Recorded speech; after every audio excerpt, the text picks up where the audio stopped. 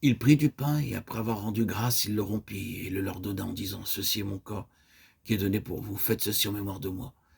De même, après avoir soupé, il leur donna la coupe en disant « Cette coupe est la nouvelle alliance en mon sang qui est répandu pour vous ».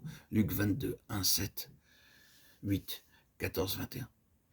Nous avons vu dans les précédentes méditations quelque chose de ce que le Seigneur désire.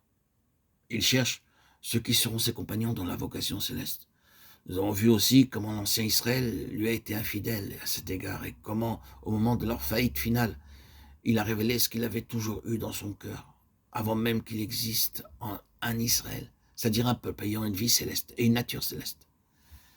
La table du Seigneur est peut-être l'expression la plus belle de la réalité merveilleuse de cette vie des compagnons de Christ. Judas sortit, il prit sa place aux côtés de l'Israël qui avait rejeté le Seigneur et sera jugé avec 7 Israël.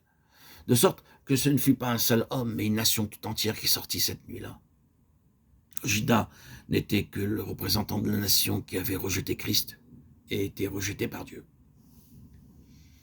Il est impressionnant qu'un tel représentant de l'Israël qui rejetait Christ se trouve là, dans la présence des compagnons de Christ.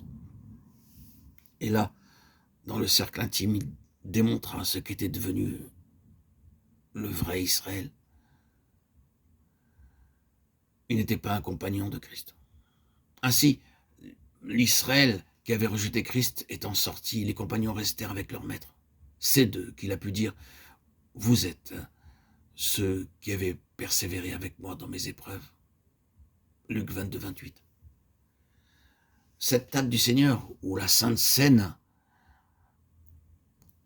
qui nous est donnée à voir dans Luc 22, 1, 7, est l'un des plus grands traits de la transition entre l'ancien Israël et le nouvel Israël spirituel et céleste.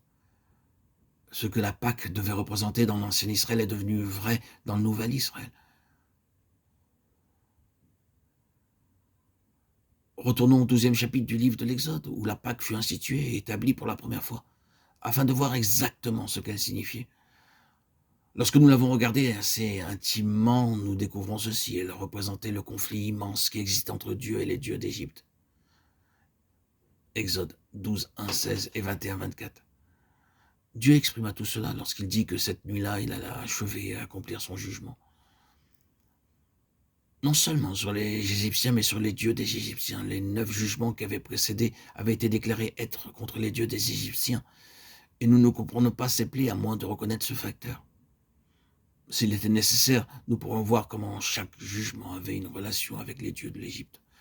Simplement un exemple, la grenouille était une chose sacrée en Égypte. Elle était adorée comme représentant un dieu, et Dieu tourna leur Dieu même contre eux en jugement. Il en fut ainsi de chaque jugement. Ils adoraient le soleil, ainsi Dieu l'effaça. Et tout ceci est rassemblé et consommé en cette nuit de la Pâque. Dieu va terminer cette querelle qu'il avait eue avec les Égyptiens à cause de leur Dieu. Il est un Dieu jaloux et il dit « Tu n'auras point d'autre Dieu devant ma face » Exode 23. C'est le cœur de la chose et il nous faut reporter cela à la table du Seigneur, cette table signifiant aucun compromis avec aucune chose qui soit contre Dieu. Il doit être le Seigneur et le Seigneur, lui seul. La seconde chose que nous devons remarquer, c'est le point central de toute cette institution. Les fils premiers-nés de tout ce qui est en Égypte, en ces jours-là, et aujourd'hui encore, le premier-né représentait tous les autres.